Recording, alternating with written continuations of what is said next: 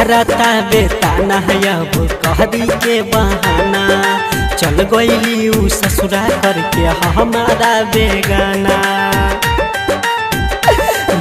मारता बेताना अब कहरी के बहाना। चल गईली उ ससुरा करके हमारा बेगाना।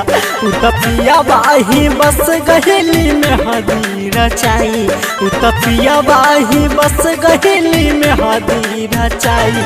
भगवान जी मौत कब आई दी बताई। भगवान जी मौत कब आई दी बताई।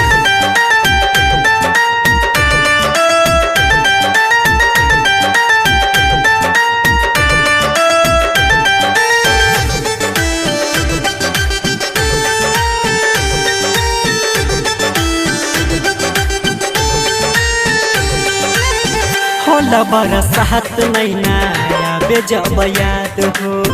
लागत उमरिया अब होई बर्बाद हो। होला बरसात महीना आवे जब याद हो। लागत उमरिया होई अब बर्बाद। उ त चल गईली झूठो के सपना देखाई। उ त चल गईली पल में पराया बनाई। भगवान जी मौत कब आई दी बताई। भगवान जी मौत कब आई दी बताई।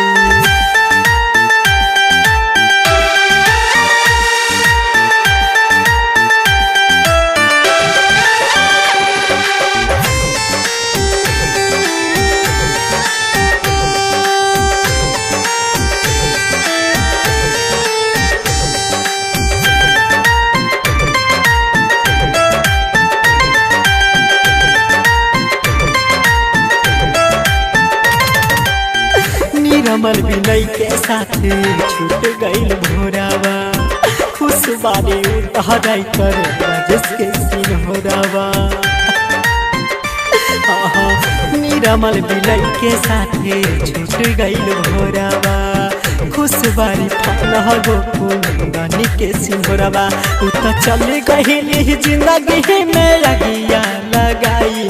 उ त चल गईली जिंदगी में अगिया लगाई। भगवान जी मौत कब आई दी बताई। भगवान जी मौत कब आई दी बताई।